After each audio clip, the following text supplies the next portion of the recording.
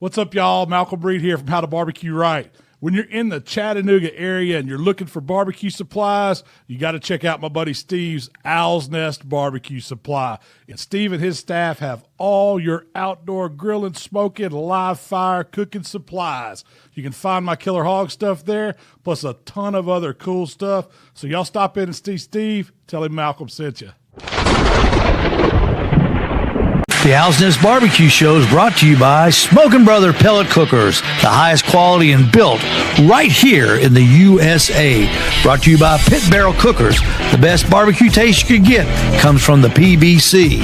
We're brought to you by Continental Tires since 1871, by the Poultry Chicken Rod, and by the Napoleon Kettle. Everybody has a good time cooking on the Napoleon Kettle Grill. Now, here's Pete, Steve, and Cameron. All right. Happy Tuesday, everybody. Welcome to the Owl's Nest Barbecue Show. You see that guy down there on the bottom left, y'all? I do. Don't recognize him, do you? Who's that guy? Back for a visit. Dr. Robert F. Moss from robertfmoss.com, the authoritative person on barbecue, writer of Barbecue, an American Institution, the history of, there it is, history of barbecue. Also, the editor of Southern Living, barbecue editor of Southern Living. Robert, welcome. Hey, Steve, thanks for having me. Man, I'm glad you're back. Haven't been here about, I think, 7 months ago. Yeah, it's been a while. Yeah, John. This is where it all started, right? That's right. On the Owl's Nest Barbecue Show. We are the show that starts with barbecue talk and usually ends with a discussion of the best dive bar in Chattanooga, or Cameron's favorite sushi place, or Pete's favorite bourbon, or my favorite hot dog. Robert's going to be with us in just a few minutes. We're going to talk to Robert about the history of the 4th of July in the South and the history of hot dogs in the South. And if you have any questions, by all means, put them in there and we'll get Robert to answer them. We'll be glad to do that. Let me do this real quick. There you go. Now let's go back to the notes. Here we go. Biggest thing to hit Ooltewah since Teddy Roosevelt. I'm not kidding. Teddy Roosevelt was in Ooltewah. There he is right there, 1902. There's some history for you, Dr. Moss. Teddy Roosevelt at the Ooltewah, Depot, 1902. That was a big day in Ooltewah. Wasn't it, Cameron? You were there. Exactly. But firsthand. But the biggest thing right now is the hot dog eating contest at Owl's Nest Barbecue and Steve Ray's Midnight Oil. We are there. We're going to be celebrating the semi-quincentennial of the United States of America. It is going to be July 4th at 10 o'clock, and these will be your contestants right there. We have got Sean Kessler. We've got Billy Holland, Donnie Hall, Jason Flowers, and Sean Williamson, the young lady right there in the middle. They will be eating hot dogs for 3 minutes. And the winner who can eat the most hot dogs in 3 minutes will be the champion. They'll receive a check for $300 from Owl's Nest Barbecue Supply. And the coveted hot dog eating champion t-shirt, which is only second to the greatest t-shirt of all time, which is that one right there. I don't know. I think your hot dog shirt is in that running as well. You like that hot dog shirt? I almost wore my hot dog shirt tonight. I do. Robert, how many hot dogs do you think you could eat in 3 minutes? No more than 3. I guarantee you that. Somewhere south of 3. Even if you're on the podium and on the stage, rather, and there's $300 on the line. $300 on the line. I eat frequently. I just don't eat a whole lot at any one time. So $300, maybe I can squeeze a fourth one in. We'll see. It's going to be July the 4th at 10 a.m. at Owl's Nest Barbecue Supply. Come on out and support all these guys. We should be getting a good crowd. I just texted with Sheriff Austin Garrett. He's going to try to get there. And we've invited a bunch of people, and hopefully it'll be a great time. And you know what's this Saturday? Now, Cameron, get off your telephone and listen to this. This Sunday, at the Chattanooga Market is the return of the 5-Star Food Fight. And Cameron, do you know who the reigning champion is? I do not actually, and I You really wanted to should. be a part of this one. Who it was? It was Chastity. Was Chastity the one that Yes. won? Yeah, Yes, it is. Chef Chastity Lane is your reigning champion of the 5-star food fight. And look at this. Look at that right there. There's you with your girl. Yeah, that's my girl. Love Chastity. Yeah, she's good. What they do on this, they take 5 chefs, and Chef Chastity's going to come back to defend her title. They give them a mystery entree. Mm-hmm. And then they have to go out into the market and buy different things, food, whatever, to complement it. And they have to come back and cook it. They've got these 5-star sets up these little kitchens, not unlike the World Food Championships. And they have to cook it, and then they're judged. And the winner is the winner. I've been lucky enough. I was a judge for one, and I emceed one. And it is a time if you want to come out. It's a great time. That's a 5-star food fight. That's going to be at the market. Market, of course, open 11 to 4. I want to say that this thing will probably start around 1 o'clock. About 1 o'clock. Cameron, that'd be a great place for your. Well, so I would have been a judge this year. They invited me. However, this weekend we are going down to Georgia for my wife's 20-year class reunion from high school. So Friday, I'm headed down to the Noonan Peachtree City area. 20 years. And that's 20 where years. you better be that day. That's the same, Yeah, exactly. Same age as my Adidas, 20 years. Let's see. Okay, here we go. Robert, I'm interested in history of just about anything. But 4th of July is a unique history here in the South. And let's talk about that a little bit. And Pete and Cameron, you guys chime in. You've got Dr. Robert F. Moss from robertfmoss.com. He is the, Robert, you go beyond barbecue in your writings. I know you've written the barbecue history of, but you've written several other books. And not just barbecue history, but history on all kinds of things. Yeah.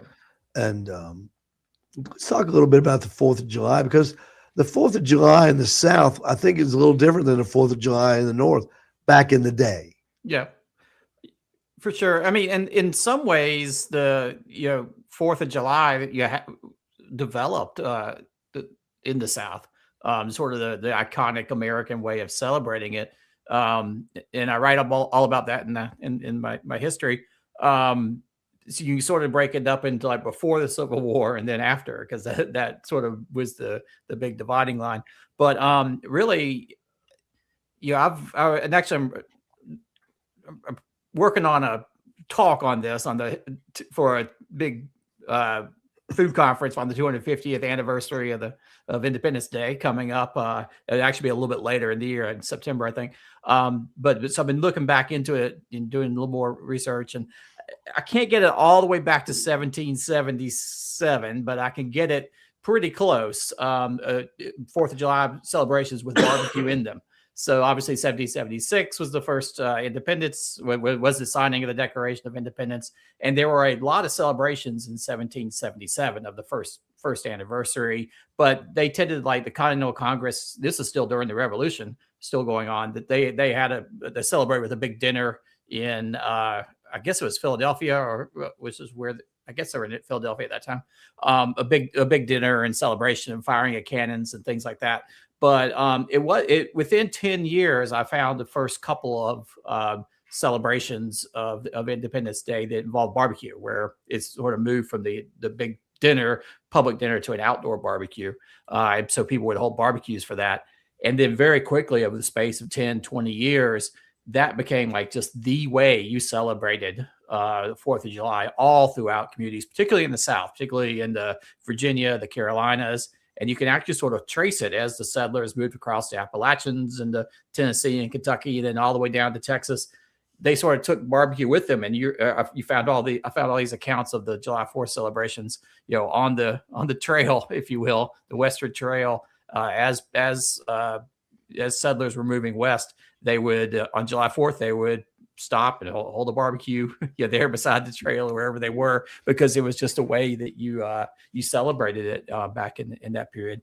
And I can talk a little bit more about it, but there's a very standard set of sort of protocols, almost like a boilerplate kind of template for how all these big barbecues unfolded. And there are just dozens upon dozens and hundreds upon hundreds of them throughout the country by, say, 1810 or so.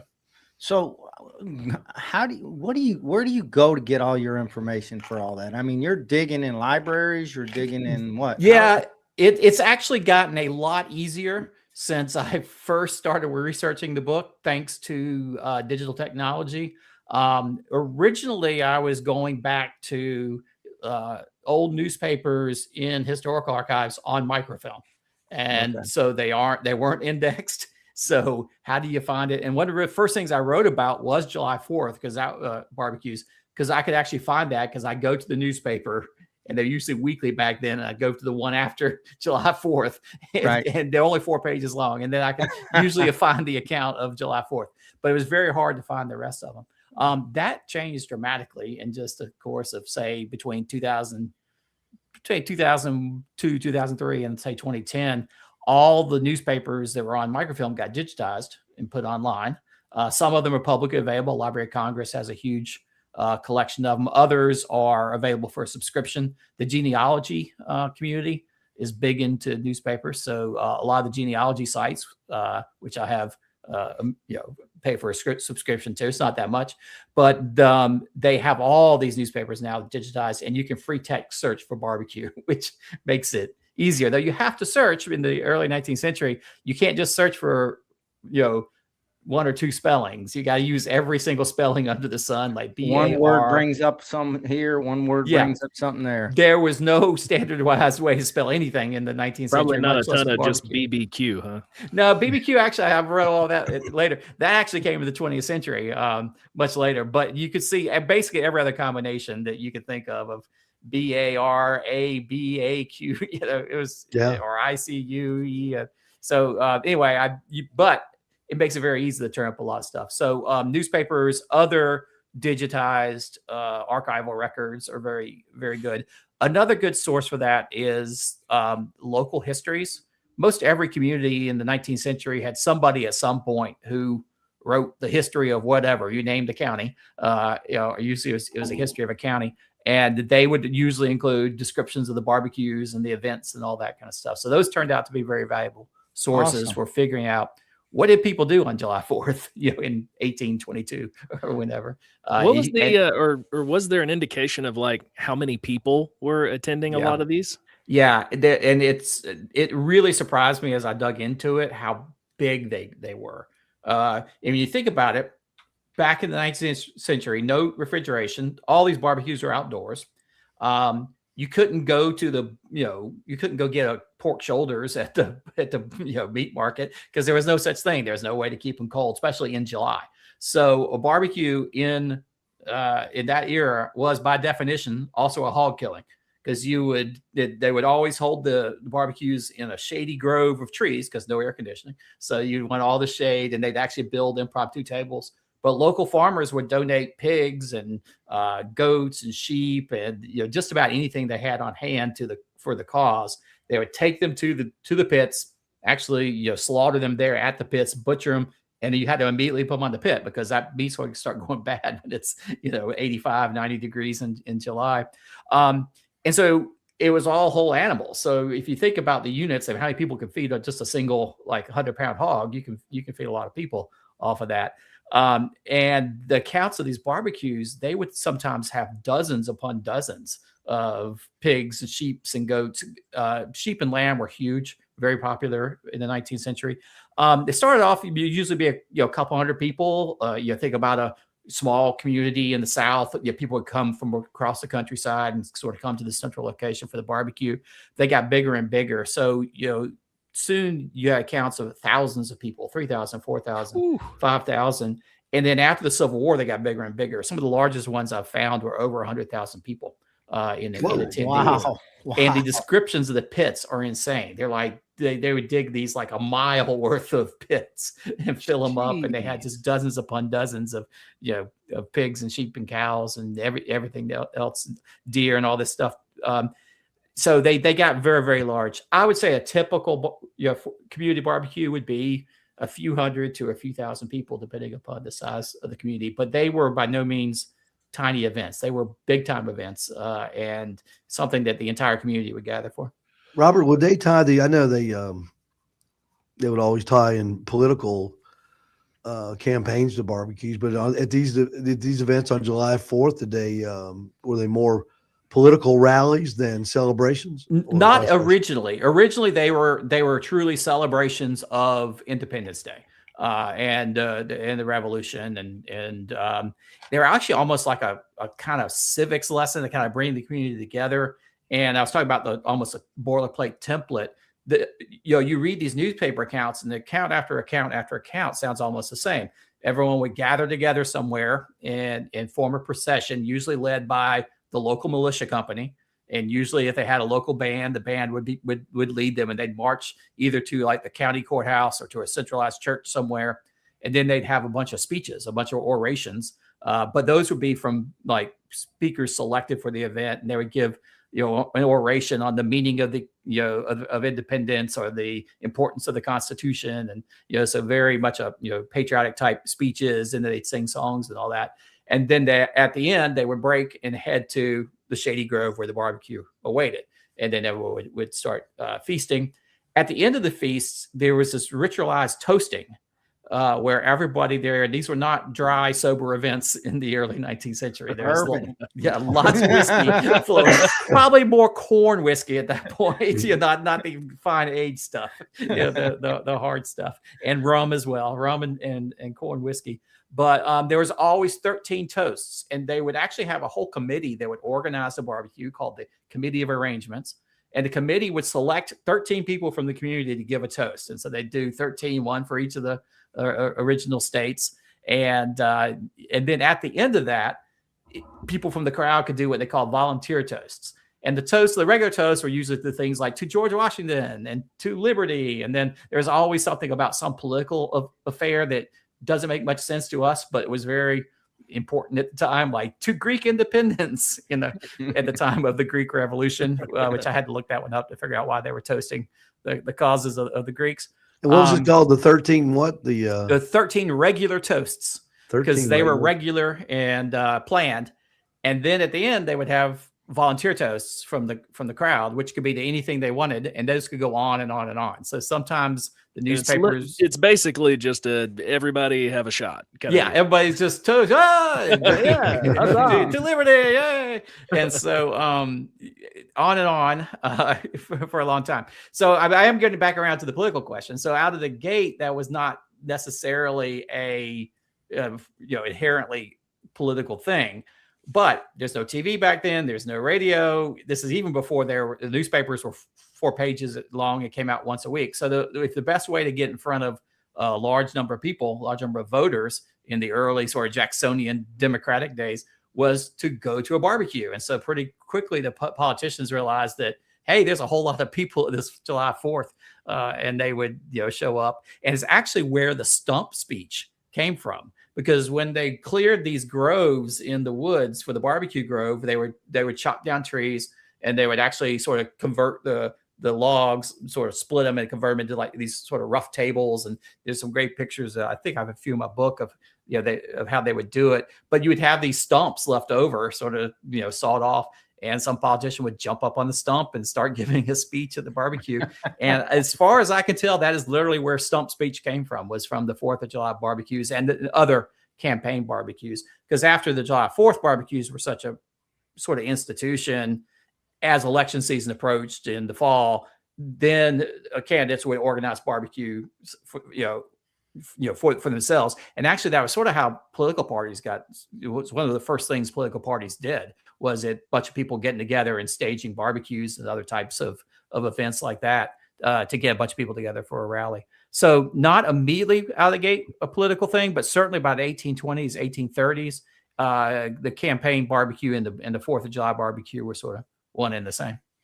I would think that the early ones, 17, 78, 79, I would think that they would be almost afraid to gather together because it becomes such targets of the British. Yeah, I think the revolution was still going on. I mean, it wasn't really until 1781, I think, that the was Yorktown and the revolution was over. Yeah, so the first couple of years, it was a wartime situation. Yeah, you probably wouldn't have been doing that, and the communities at the time were very divided between the patriots and the loyalists. So that probably would not have been probably not have been as it would have been a sort of tinderbox to try to get a whole community together at that time. But by the time I'm starting to find the first examples, which was in the later 1780s, at that point, I think the sort of passions of the revolution were behind it, and it's very much you can see communities coming together and sort of starting to share and instill instill in the youth and everything the sort of early Republican values of the young country. Any idea when the fireworks were introduced as part of the celebration? That's a good question. I don't remember seeing a lot of early ones on fireworks at these barbecues, but they're in woods out in the middle of probably a pretty dry summer, so probably not a great idea in the early days. So no, I don't know. I would assume that those are probably more in in cities or coastal places where you can fire them off, not out in the countryside somewhere. Or maybe shooting guns or something. There were definitely guns. There were lots of gunfire. There were cannons. If someone had an old cannon, they would drag it out. In fact, there was someone I found in one account where they had an old cannon they brought out, and the guy, they fired it. The guy was swabbing it out, and apparently there's still a spark in there. So when we went to load the second shot, it blew up and took off his arm, and it was pretty awful accidents. And then as you can imagine, with all those toasts as well going on, there are lots of fights and lots of like bare knuckle boxing and all that. So it sounded like sort of by the end of the afternoon, the patriotic spirit would devolve into sort of rough and tumble backwoods stuff. And interestingly enough, when this was back before the temperance movement, when everyone did old and young would just would basically drink hard liquor all day long. The 1840s is really when the temperance movement got really rolling in the South, and you find all these what they call cold water barbecues starting to be held. So the local temperance society would stage an alternate barbecue where they served nothing but cold water, and they would do their toasts with the cold water and everything else. And so the temperance actually came into the mix in the 1840s and 1850s. Well, but then we can get into the Civil War because the Civil War changes. Yeah, I bet their attendance was. Yeah, that was my next question. Bring us up to 1861, 62 when things got a little hairy. Yep. Well, as it was even well before the Fort Sumter and the Civil War fully began, the sectionalist tension was just getting worse and worse. And so Southerners were developing much more of white Southerners, at least, much more of a Southern identity. And they, wanted to separate themselves from the North, which is why the temperance movement actually started fading out. A lot of the temperance advocates, particularly from up north, were also abolition advocates. And so that sort of, put a wedge in the movement, and temperance died down in the South until well after the Civil War. So with the outbreak of the Civil War itself and and secession, the South no longer celebrated July 4th, because they had split away from that, at least the white South. What happened after Emancipation Day, which went into effect on January 1, 1863, was the Emancipation Proclamation took effect. On that day, on some of the Sea Islands near me here in South Carolina, like down in Beaufort, there were giant Emancipation Day celebrations, which were all the African American community, and usually with Union soldiers, and these were in the occupied areas of the South, had giant barbecues to celebrate Emancipation Day. that became sort of this, this feature of life in the African American community throughout the 19th century. In fact, Juneteenth, which is now a federal holiday, we just also celebrated that. That was the Texas version of Emancipation Day. It used to be that each state had a little different date. In South Carolina, it was always January 1st because that's when emancipation took effect here, and it took effect at different days in different states. But for a long time, that was the July 4th and Emancipation Day both. In the South became Black holidays, basically associated, celebrated primarily by the African American community. White Southerners did not celebrate July 4th. In fact, in the book, I have some pretty remarkable quotes from like these late old Southern belles letters. Did they adopt another date to celebrate? Well, Confederate Memorial Day definitely became and Decoration Day became a very big thing in the South. I don't think they had an analog to Independence Day. I think it was just a day that was not celebrated by most of the white community. That lasted really all the way until the 1890s and the Spanish-American War, in which case the war patriotism brought that back in the South, and the South embraced the 4th of July from there. And from there on out, it was celebrated in the South very much like it was celebrated in the North. Of course, in the South, barbecues have long been a feature of it and still are a feature of July 4th even today.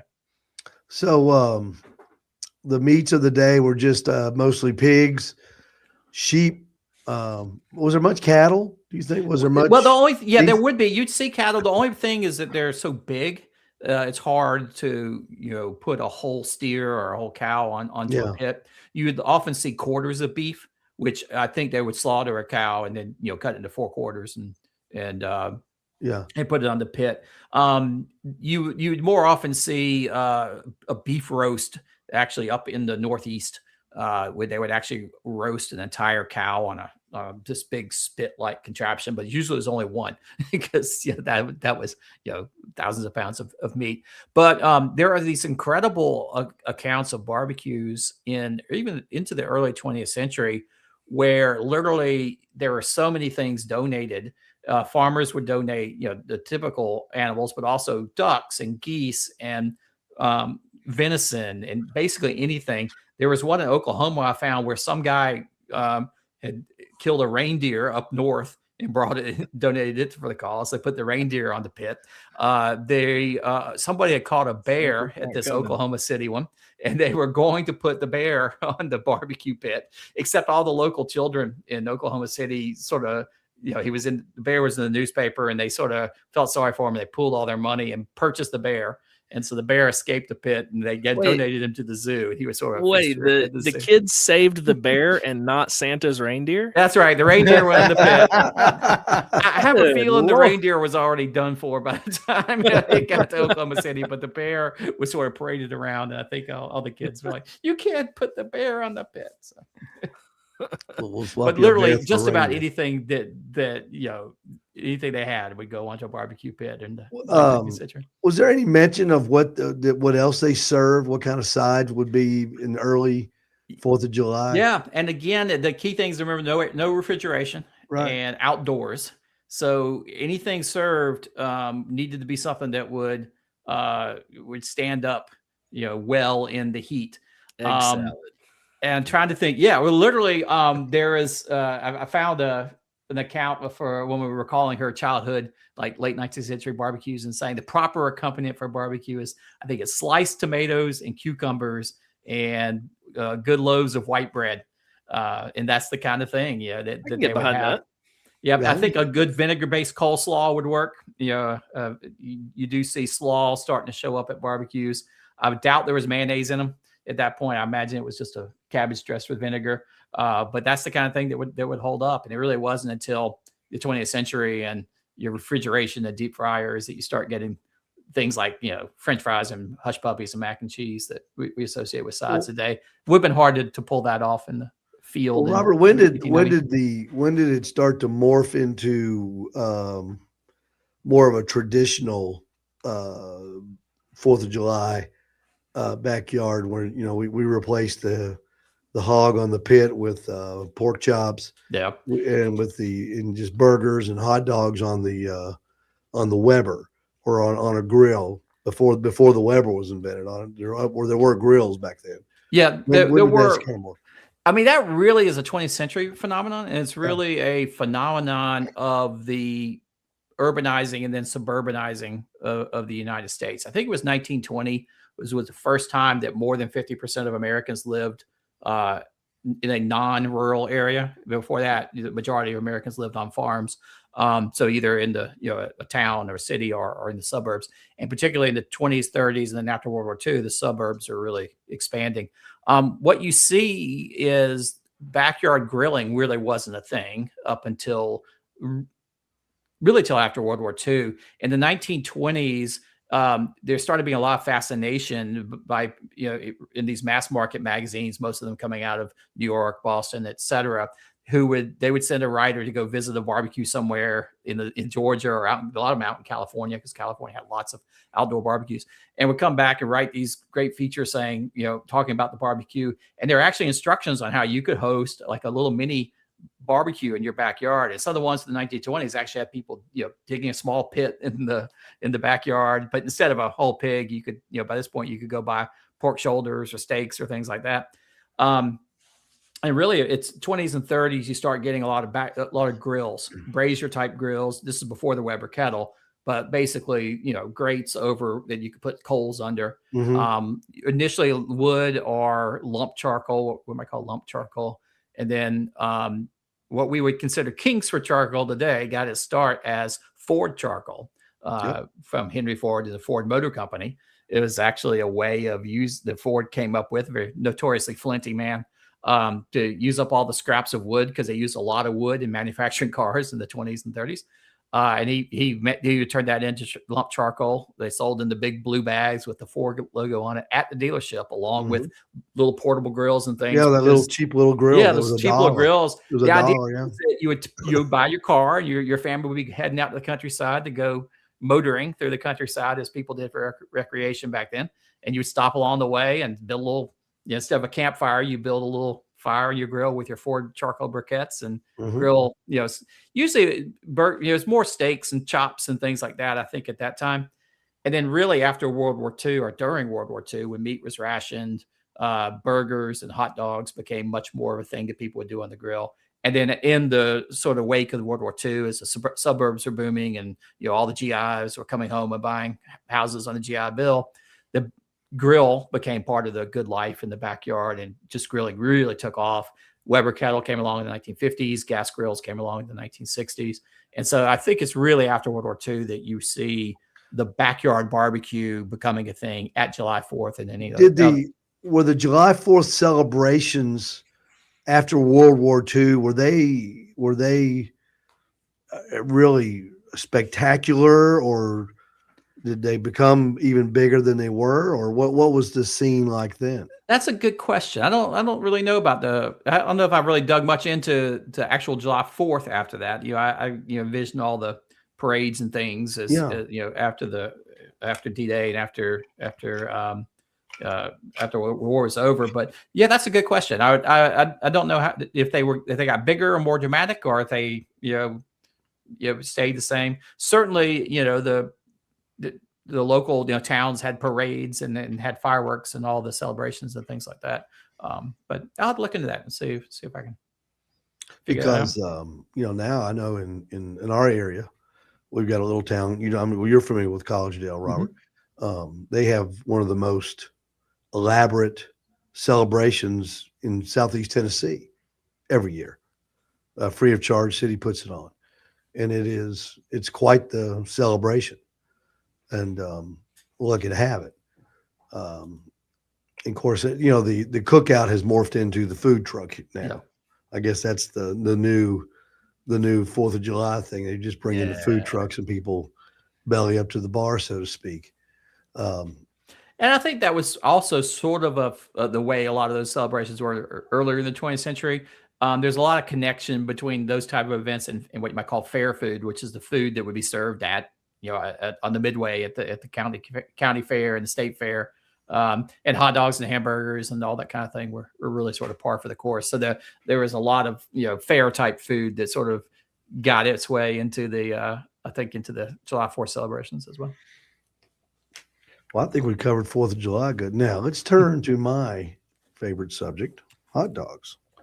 In the current issue of Southern Living, there's an article written by your I'm sure he's a friend and a co-reporter, John Archibald. And this took me by total surprise. First, I had no idea, I guess because I've never been to Birmingham, believe it or not, and it's just down the street. I did not know Birmingham was such a huge hot dog mecca. And take it away, Robert Moss, and it's not by Americans. It was by the Greeks. Yeah. Well, Greek immigrants initially, and then, over time, their children and grandchildren, and, so it became very much there was a very long Greek American tradition in the restaurant business, particularly in the South, but elsewhere as well. But, in the early part of the 20th century, you did have a lot of Greek families moving to America, immigrating here. And one of the things that that Greek Americans or Greek immigrants got into or jobs they got into were running what you might call basically early fast food operations. So fast food before McDonald's and Burger King and all that, which in that time would be little cafes, would be hot dog stands, would be and barbecue joints. We can get to barbecue as well, but hot dogs were a very easy thing to get into, as you can imagine. It would not take a lot of startup capital to buy a bunch of sausages and buns and the condiments and start serving it. And some of those little hot dog stands, I think they talk about that in the Birmingham article. There were these little bitty things. They were like, a little metal stand that was maybe 6 feet wide, 10 feet deep or something like that, just big enough for somebody to be inside and serving up hot dogs. But that was a very common sort of entry point into the restaurant business for immigrants. And then often what you see happening is after the fathers or the first generation where it gets established, the sons will work there a little bit, but then maybe they'll go open their own place. But then they gradually turn these into bigger and bigger restaurants. They become sit down restaurants, become some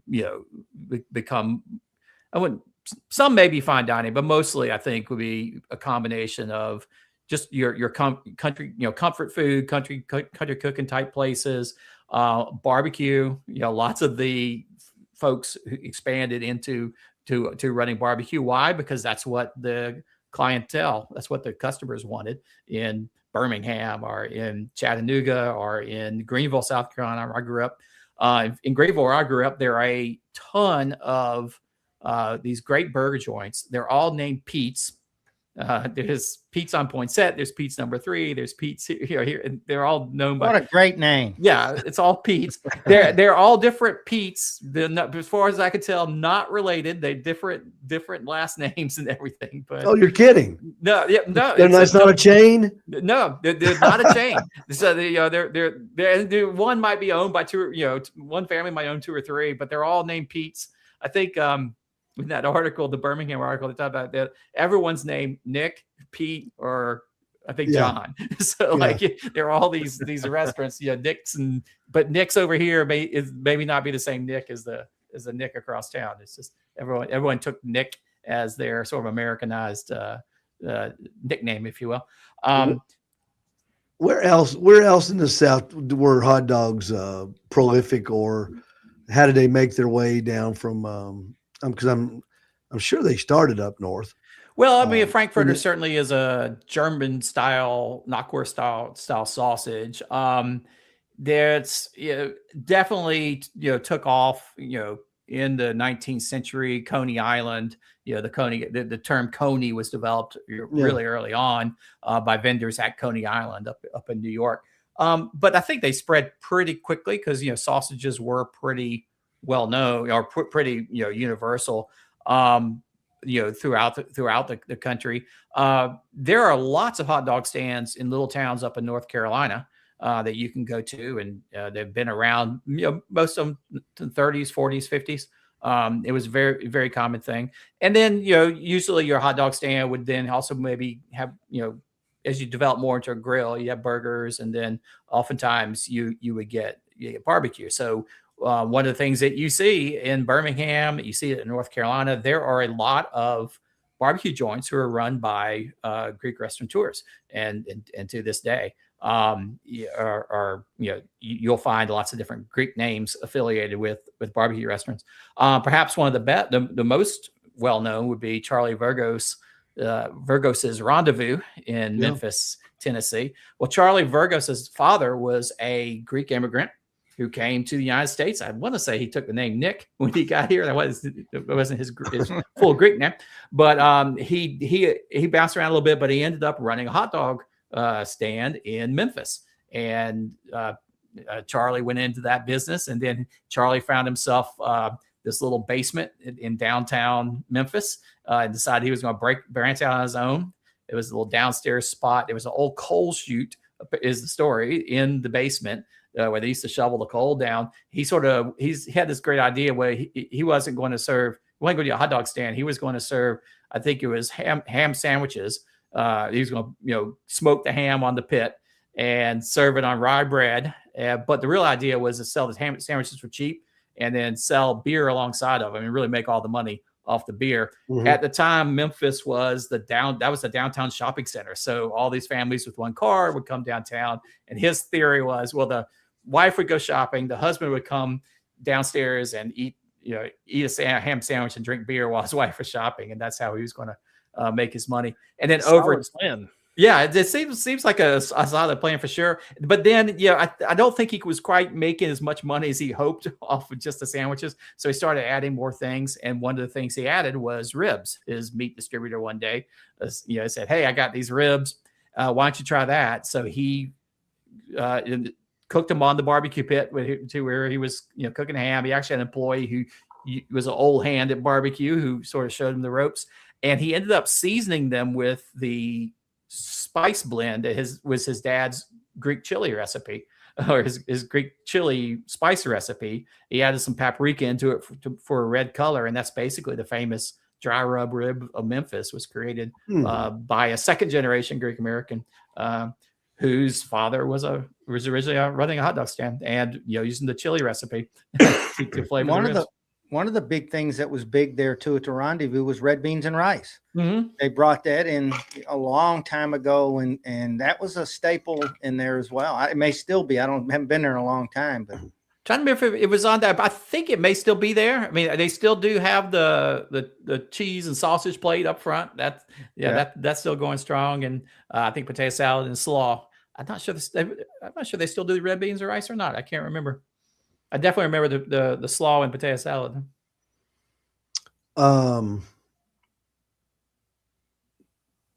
What are you working on now? Tell me about this. Tell me about the next list coming out. I love the list of Southern Living is always put out. On the barbecue front, I'm doing a bunch of stuff for Southern Living. You'll see things pop up. Some are digital, some are in print. It's always hard for me to remember in print because I write something and it takes 6 to 12 months from the time I submit it until it ends up in the print magazine. It's a very long cycle. But I do have some things coming out later this summer. But the big project I'm actively working on right now is we do 2 lists. Well, we do 3 lists of Southern Living. I always want to make the distinction between them. One of them is the South's Best list. And that is one that you'll see my byline on it because I write up the results, but I don't choose them. That's a reader's poll. And the South's Best is a big reader's survey thing that Southern Living does every year, where it polls the reader on the best beach town and the best dessert and the best, this, that, and the other, best shopping, all the best shopping places. And one of them is best barbecue in each state. And so that comes out in the spring. That one's already come out this year. I write those up, but that's picked by the readers, and everybody always yells at me and that I don't know what I'm talking about. So that's not me. It's the readers. Peg leg porker over in Nashville. The readers, the readers actually do pick some pretty good ones. I mean, it's just that peg leg, I think it's a perennial winner at this point. He wins best in Tennessee because he cooks perennial good barbecue all the time. Yeah. So, but Peg Leg is, he's always winning. Actually, I think Rendezvous beat him out a year or two ago. But so that's the readers list, which I just write up the results for. The other two I do, which are totally 100% picked by me, and so I'm the only one to blame for these.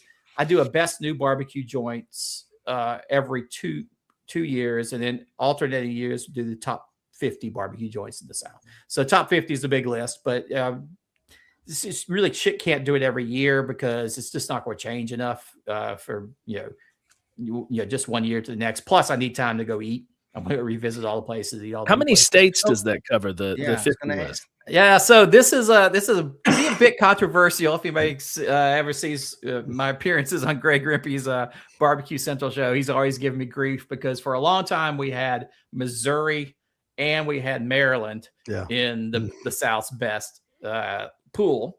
And if you take a look at Southern Living's subscriber map, and you can actually see where all the little dots where all their subscribers are, you'll see that Missouri and Maryland and Texas all have a lot of subscribers there, and then it starts to fade out as you get out there. So Missouri has long been considered in the South. So you really go from Texas up to Missouri, over Kentucky, and then Virginia, and then we do sneak Maryland in there as well. So that's sort of the Southern Living definition of the South, all the way down to Florida. However many states that is, 14 or something like that. So quite a wide territory. People give it. I dropped Missouri finally out of the top 50 list, and last year, in part because it's really hard to get to Kansas City. It's not like you're never passing through. You have to make a special trip out there. But for a long time, Kansas City was one of the few cities in the Midwest that really had had any kind of barbecue restaurants at all. That's really changing. Barbecue is now taking off everywhere. So I've let it sort of float up into the Midwest, where it's in good company now because there are lots of Porky D's in Iowa. There's lots of really great barbecue in the Midwest, and I'm not going to sneak anybody else in. So we let them go. I still keep Maryland in the fold. And I see that. I'm actually looking at your list that just came out in January. And the number 49 spot is in Riverdale, Maryland. How long is that drive from here? Well, Riverdale is literally a suburb of DC. So it is not that far once you're up in the DC area. It's probably about 7 hours, maybe 8 from me. So, okay. And you're where now? In Charleston, South Carolina. Oh, Charleston. Okay. I love Charleston. So you head up 95 through Virginia, and you sit in traffic forever, and then you're in DC. Because I kind of feel like I want to do I feel like I want to hit all 50 of these and do a Southern Living top 50 barbecue on my side. And just go to each one of these. Yeah. Well, awesome. What I want to do, I keep trying to get the Southern Living folks to do it. I don't know. They are reluctant. I'm not sure why. Maybe it's just because they're focused on the print magazine. But Texas Monthly does a passport for their top 50 list, where you can go around Texas and get your passport stamped. It's actually digital. You can scan the QR code. That's cool. So I'm going to see if we can pull off some kind of passport thing. Just print out a book or something so that people would do exactly that, which is travel around and see how many of these places you can hit. 50. It would be quite a trek to do it in time for the next list to come out, because you said it's every 2 years. Every 2 years, yep. And I try to get to every place on the list. Each iteration. I can't do it in 1 year, but with 2 years, I can usually get to it. Well, if Southern Living won't help you put together the passport, talk to me and we'll put it in my app. And we'll put the passport in the Dad Bod Go app and just. Well, that's actually not a bad idea. We can certainly. Yeah, I was just thinking, Cameron, with all your app and your people that you reach out to. All these people, when they travel, they would going to travel to these places. Oh, absolutely. Well, I'm already adding restaurants all over the country whenever I travel and stuff. Like, this is just targeted. Like, that would be really cool to put that in there and be able to, post a picture when you're there.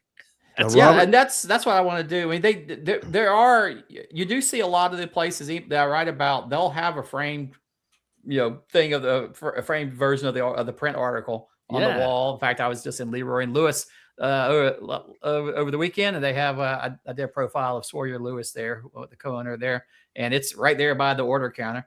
So cool. we need to get to something like that so they can get the top 50 frame with a little QR code on it. I'll get your email from Steve. We'll set it up. Yeah, we got to make that happen. Yeah, we you saw got till next year to make it happen. So surely when you reviewed couches there, they've been in that top 50 list of in the South couches. They have been. That list has changed a lot since I've been writing it, and it's not because a few places have closed.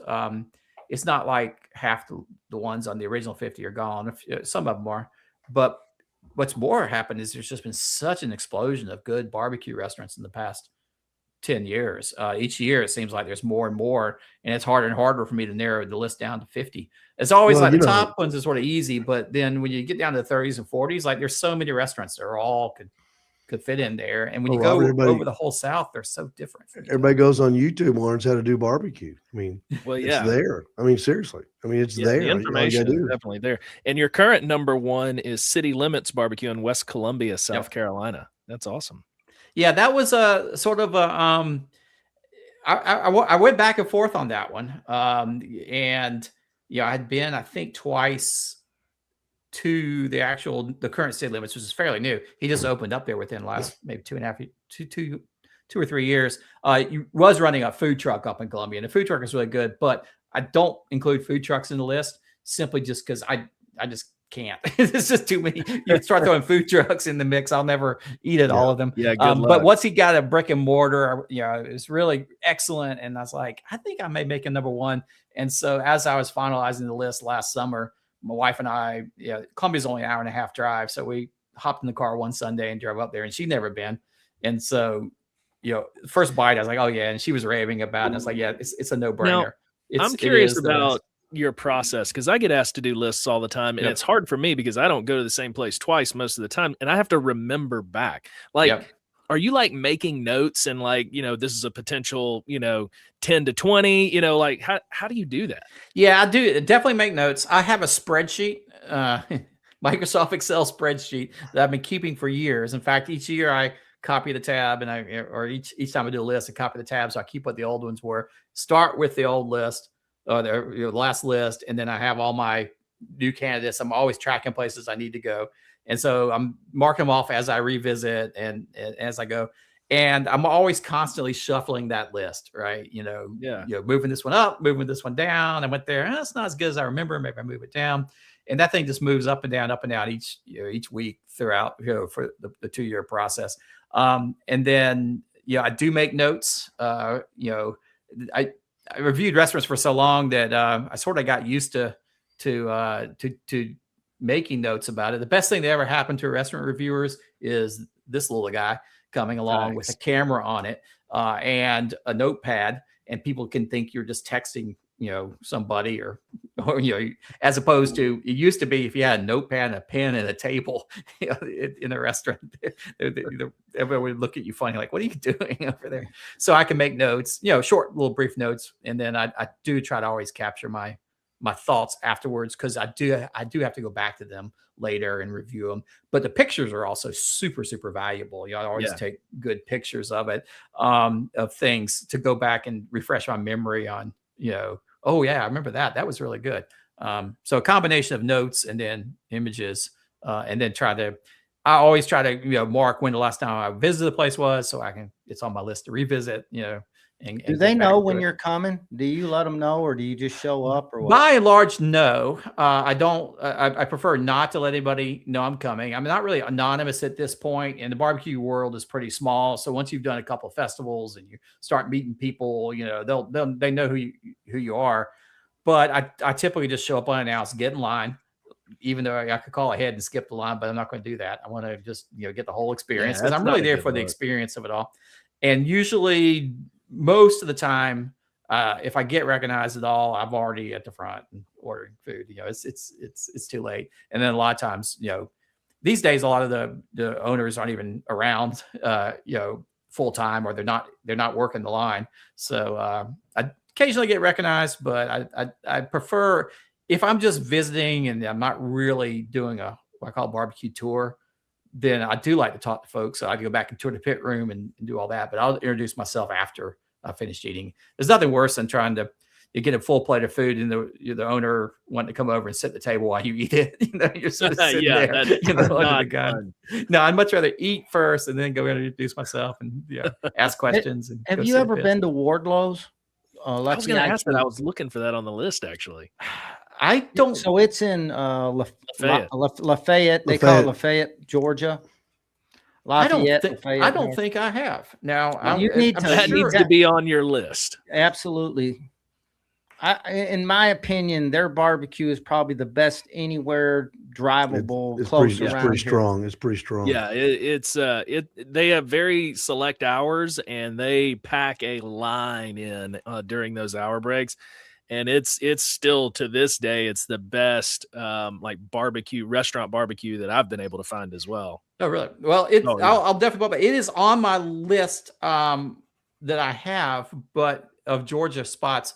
But that's a very long list. Georgia has a bunch of barbecue restaurants. Yeah. And I think really an underappreciated barbecue region. And there's so many great spots down there. And that's where a lot of them, they're just off the beaten path somewhere that people. You will find the owner serving you. He will be the one of the, serving the meat, cutting the meat, getting it. It's all right there.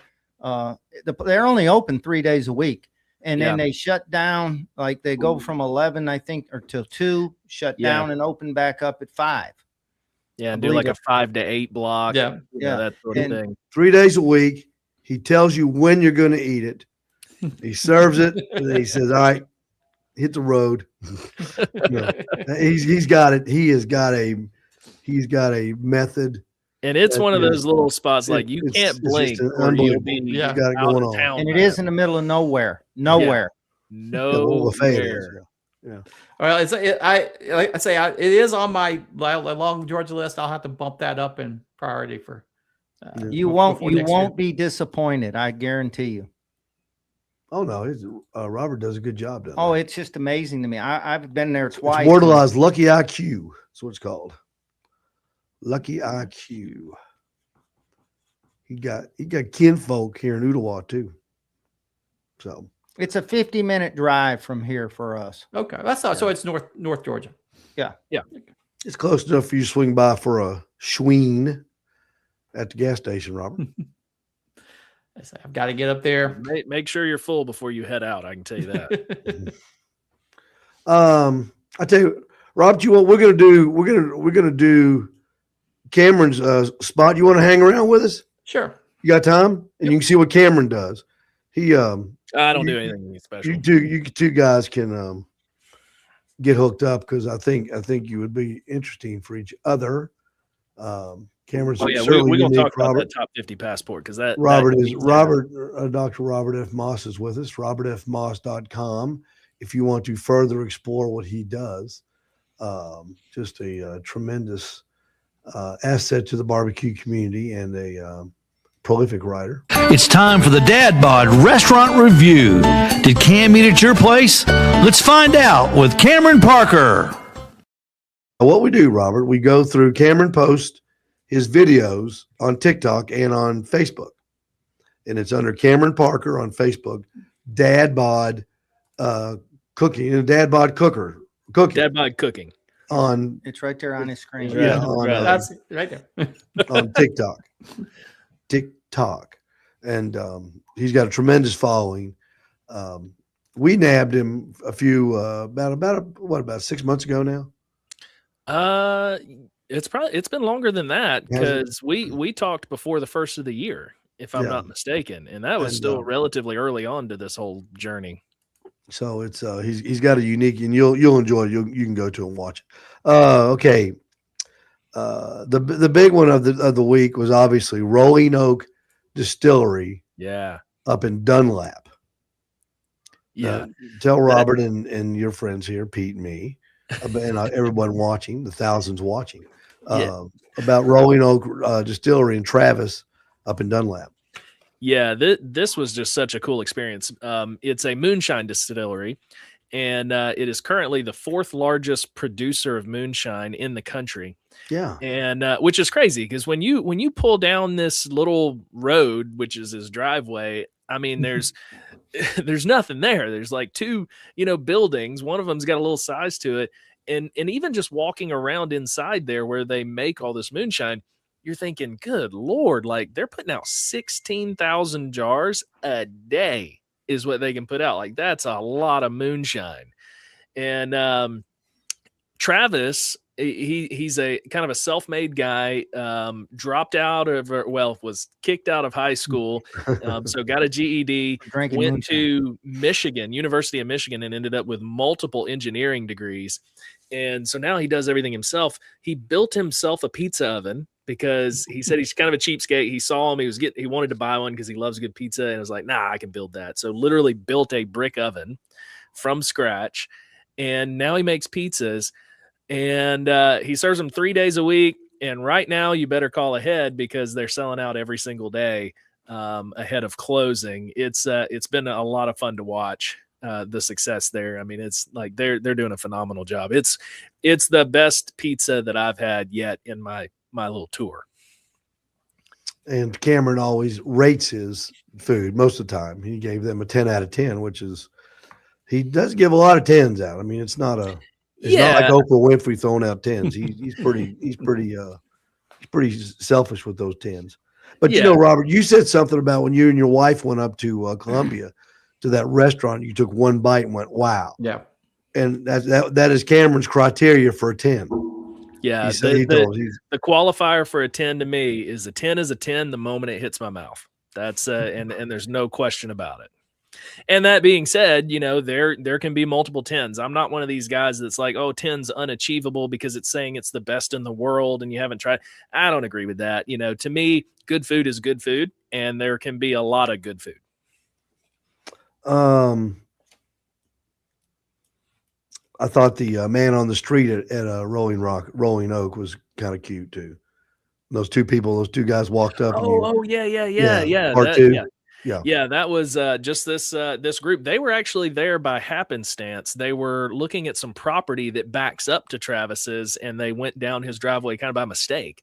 So they just ended up chatting for a few minutes, and they went in and tried some moonshine while I was doing my review, and then we got to talking afterwards. And they were like, oh, yeah, we love pizza. Well, did you try his? No. Well, come here. And so I took him to the truck and gave him some pizza.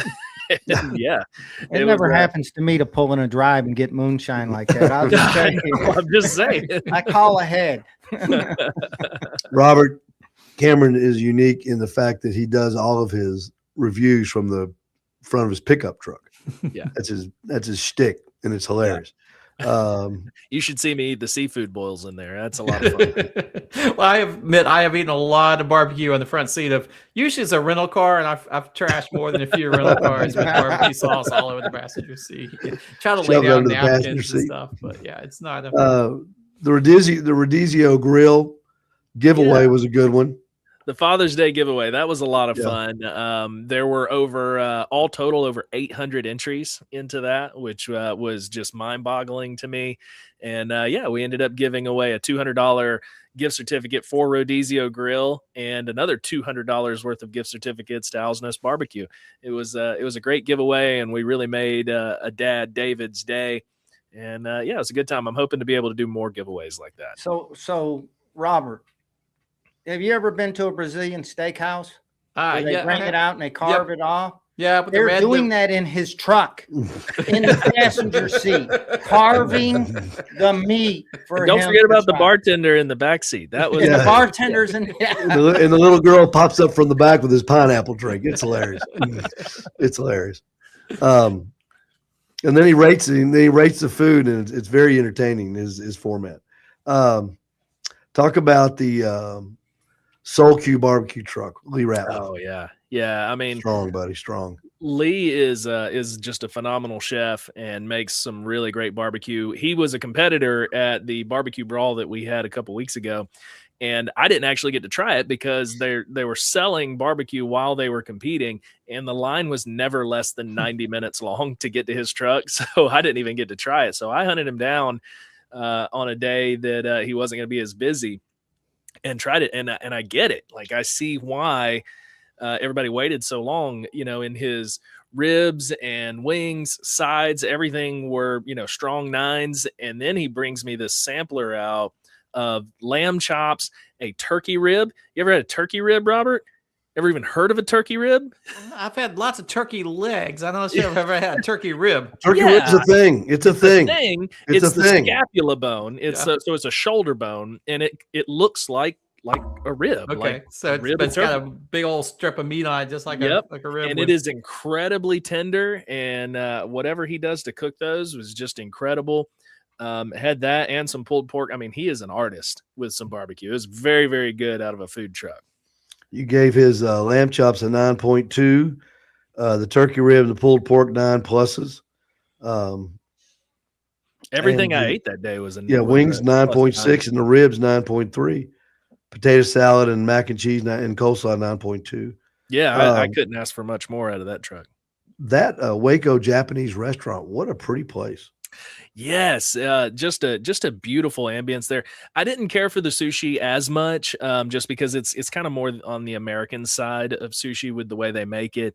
But and actually, let me take that back. That's more for the nigiri. The sushi rolls were fantastic, and really creative. I enjoyed those a lot. But just the overall atmosphere, the all-you-can-eat vibe of it, and the price, especially at lunch, I mean, that's pretty unbeatable for $22 to go in there and have an all-you-can-eat experience in a place like that.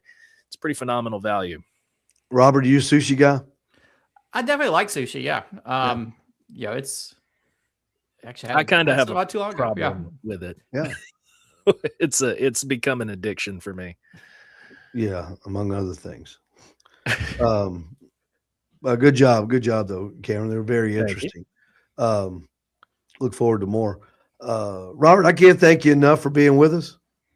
Always great, man. What a history lesson. Yeah, just a great history lesson. It is. I go home the last time and talk to my wife, and I was, she's like, "Where'd you get all this from? Have you been looking all?" And I'm like, "No." So another great history lesson for me, Robert. Always enjoyable, very enjoyable. Look forward to one day hoping to meet you here. Hope you can come by sometime. Yeah, I keep telling Steve I'm going to get there, but I this time I swear this year I got to make it up that way. Well, you're busy. Pete and Cameron, I have an idea. When we schedule the next barbecue brawl for next spring, Robert, I'll give you a heads up, and maybe you can be one of the judges. Yeah, that'd be a great reason to come up. Yeah, and that would be a fun article for Southern Living, the big Ottawa Barbecue Festival, getting bigger all the time. Robert, thank you so much.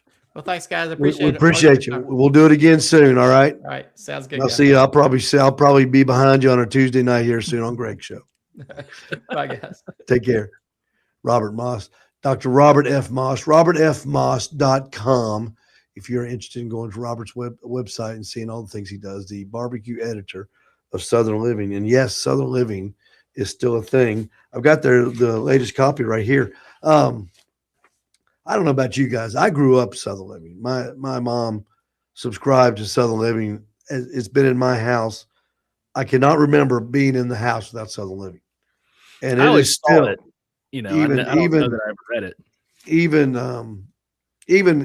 in today's world, it's a lot thinner, but it's still thicker than Sports Illustrated. I can tell you that. Okay, so it's still a thing. It's Southern Living is still a thing, and they had a special. I got this the last subscription I got was like $8. And I got 3 different magazines for $8. I mean, it was nothing. But plus you get, with that $8, you get access to the online content too. How often does it come out? 6 times a year. 6 times a year. Yeah. Okay. Yeah. Bi-monthly. So it's do yourself a favor and look it up and see if you can't find it, because it's a big deal. Parker, Cameron, what's coming up? Honestly, I don't know. I have spent the last 72 hours focused on getting the Apple, which is out. We got big news. 30. We got big news. Yeah, we do. Yeah, go ahead. Yeah, this is huge. It's big now. Yeah, so it's been a week since we launched the app on iPhone, And now it's finally, as of tonight, available on Android as well. So now we're available on both platforms. So far, upwards of somewhere, it's hard to tell. I can't see it like live, but somewhere between 450 and 500 subscribers in the very first week, which is astronomical. I mean, that's huge for an independent app that doesn't have a whole lot of backing or no backing for that matter. So people are dropping reviews in there every day now. It's a lot of fun. It's a lot of fun getting to see people leave their reviews of the places that I've been as well. Like I've enjoyed that the most, and the content in there is just phenomenal. Like these are what reviews were meant to be, and what you wish you could find on Google or Yelp. Now you can find them here, and it's more curated for sure. That is Dad Bod Go. Dad Bod Go, available on iPhone and Android. $2.99 a month or $24 for the year, the entire year. Yep. And I've had it, will just point out, I've had a lot of, not a lot, I've had several people say, I'm disappointed because it's paid. Well, the reality on that is that apps don't run on hopes and dreams. It costs money to make, it costs money to maintain, to host. And on top of that, number one, it's part of my livelihood now. It's how I make my living. But also, I didn't want to have ads. I hate trying to have to, get through ads to be able to get to the content that I want to see. So that's why I don't have ads on there, as well as I didn't want restaurants to pay for sponsored placement to generate income from that. So this is how we make it fair for all the restaurants and ad free for all the users. So Cameron, I will tell you, I saw some of those comments, and I will tell you, I was going to tell you tonight, very proud of how you addressed them, and basically the same way. Thank you. Very, very good. The way you addressed all that, and the feedback from them, I thought was good afterwards. I mean, once they understand, that's why being transparent like you are and letting folks know, I think that's been great in how you handled that. Oh, absolutely. And we go to convenience stores and pay $4.50 for a Coke. Well, yeah. I mean, and I haven't done very many videos on the app this past week because I wanted to be able to get it available on both platforms before going real deep into it and everything. But now every couple of days I'll be posting, some videos on features and things like that, so that everybody can really get the most out of it, because they're like, a lot of people haven't discovered yet that there is a sign up inside that allows you the access to post your own reviews and things like that. You can download the app and you can use the map and you can see everything, but you can't do the social elements without having it's a free subscription inside the app there. That's how it, regulates everything, and it can track your favorites. It can track where you've been. There's a check-in on all the restaurants, so you can kind of keep your own log of every place that you've been there. You can request restaurants, all that sort of stuff. Cameron, can you do a video review? Like if Pete and I went to Beef O'Brady's and we wanted to drop it in there? Yeah, so the app is set up to where on the visual side, you can have up to 5 photos and a 30-second video. So you can put a lot of information in there, and that's on top of your written review. The requirements for a review are 200 characters minimum. So that's at least 2 or 3 sentences for the written portion, and at least 1 picture is a requirement for every review. That way you'll always get context. And that's great. Whether somebody get on there and say, "Oh, it was good," or "It was horrible." Yeah, I hate them either way. Yeah, I'm same way. If it's good, tell me why. If it's terrible, tell me why. Oh yeah. I want to know why. And I would love to see a Pete and Steve little mini series taking place in the inside the review section of the app. We were doing that at one time, and actually we enjoyed it. We had a good time. But at the time, there was a lot going on and things happening. But I think things have gotten a little easier now. We can do that. We could do that. Especially after hot dog season in the fall. Yeah, and one of the things that I'm going to be doing too, for now that we have new users that are in there and they're leaving reviews and stuff like that, I'm going to start featuring probably daily. I'm going to start featuring some reviews from folks, and stuff like that. Hey, check out this review from Cindy. It was on Cesario's Pizza, and it was really insightful. Stuff like that. I want to give kind of shout outs to the people who are utilizing the app and stuff like that. You did that on Georgie's Pizza. Yeah. Right. And he came back. He loved that. Right. Yeah. Somebody commented and you sent that out there and showed it. And yep, absolutely. And George, I'm posting the food trucks that have schedules in the app as well. I'm posting a lot of their schedules that are in there, just to, the whole goal is to drive traffic to these restaurants. And I want to show them off, not just from my side, but from what the rest of the people in the community have to say about I'm going to tell everybody what you get when you hang with Cameron, or if you know Cameron. George Foster, owner of Georgie's, was so excited about the work you did with his daughter at the Owl's Nest barbecue. Okay. He brought us 2 free pizzas today. Oh, wow. So did he call you, Cameron, to come get some? I was unaware of the of the pizza checking. exchange, but that's okay. So anytime anybody that sees Cameron and I or Pete in a video with Cameron, feel free to bring us Cameron's food. we will eat it, and I'll be glad. Those pizzas were good too. They were the good, folks George. at Georgie's, they're so phenomenal. He and his wife and Tiffany are just such wonderful people, and they were actually the very first ones to reach out to me when I was getting close to the launch. This was before it ever even launched, to say, hey, how can we help promote your app once it's out and stuff like that. And it kind of led to, one of the next things that we're going to do, which is, most of the restaurants that I've been to, I'll give them all the option if they want to use it. But we're going to have table tents, little flyers set up on each table with a QR code to the app and reminding folks, hey, leave us a review on the Dad Bod Go app, where the reviews actually matter. That's a good idea because everybody's in the mood to spend money while they're out eating. That's right. He did own a barbecue place, right? At one time. Hillbilly Willie's. It's legendary. Yeah. It's legendary. Yeah. He was right there at the little Snow Hill Grocery for years. Really? Mm-hmm. I didn't know that. Yeah, a little food truck there. Then he moved to the valley over there near Rondell. Rondell knows him. Over in the valley. Yeah, I haven't had their barbecue, but I heard he was pretty talented with the barbecue. He was unbelievable good. And Tiffany runs the sauce portion now, selling the Hillbilly Willie's barbecue sauce, which that is available at Owl's Nest Barbecue. At Owl's Nest Barbecue, absolutely. The hot, the mild, and the rub. Have you got have you got a review in the can that hadn't been let out yet? You know what? I've still got a couple left from Florida that I've got to post, but I think what I'm gonna do tomorrow is the goal.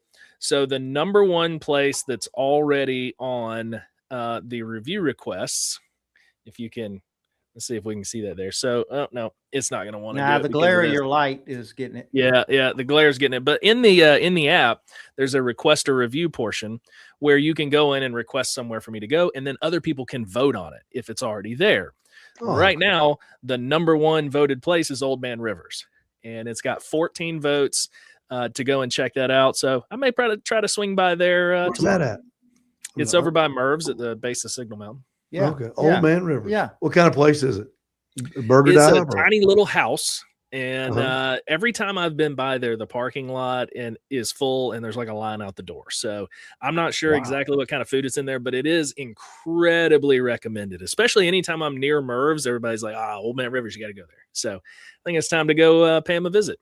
I'm going to try to go early though, because I do know that they get pretty full pretty fast. May go over there after the radio broadcast. As a reminder, I'll be on 102.3 tomorrow morning from. I was going to ask, that was another thing. Are you still doing the radio on WGOW? Yep, we do that once a month. So that is tomorrow at, am I at 9 or am I at 8? Hold on. Let me get my calendar. There's a lot going on. I'm at 9 o'clock tomorrow on 102.3. And then on Monday at noon, I'm going to be on US 101. Wow. The big one, the big guy. Oh, is that the big one? With Moen, is that Moen Stickman or is that? Yeah, this is Stickman. Yeah. I don't know anything about any. US 101 is the gorilla, buddy. That's the gorilla. There's number one. Everybody else is down here. Number 2, 3, 4. Oh, nice. Oh, yeah. Very cool. Yeah, actually, Mo, her child goes to school with my son Abel. And so when we were at the school for like the last day, like the awards and everything, her husband who was there came over and he's like, hey, my wife will strangle me if I don't get your number while we're here, so that they can get you on the radio. I'm like, oh, cool, yeah. So we got it set up. Good for you, Cam. I always remember when the Cameron's appearance on WGOW is the same day my Social Security check comes.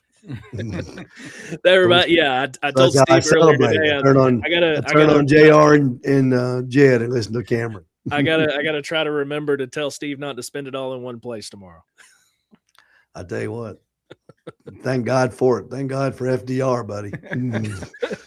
That's the greatest thing in the world. I don't know there's going to be a whole lot left. Everybody's a capitalist till they turn 65. And then that socialism's looking pretty good. Cameron, great job as always. Pete, great seeing you. Glad you're feeling well. That's a good thing. Don't forget, July 4th, Saturday, July 4th at 10 o'clock in the morning, the Great American Hot Dog Eating Contest. We have got Sean Kessler, Billy Holland, Donnie Hall, Jason Flowers, and Sean Williamson. How many hot dogs can they eat in 3 minutes? Find out at 10 o'clock on the 4th of July. I'm doing it early so you can come and hang out with us, get a free hot dog, and you can stay and watch the Nathan's hot dog eating contest if you want to. We'll be there until that's over. And then you can go have fun on 4th of July and enjoy the fireworks and all the fun festivities in your neighborhood, at your church, or wherever you choose to be on the 4th of July. One more event notification as well, since it's going to be right on the heels of that. July the 11th in downtown Chattanooga is the first ever and will be annual World Food Truck Festival.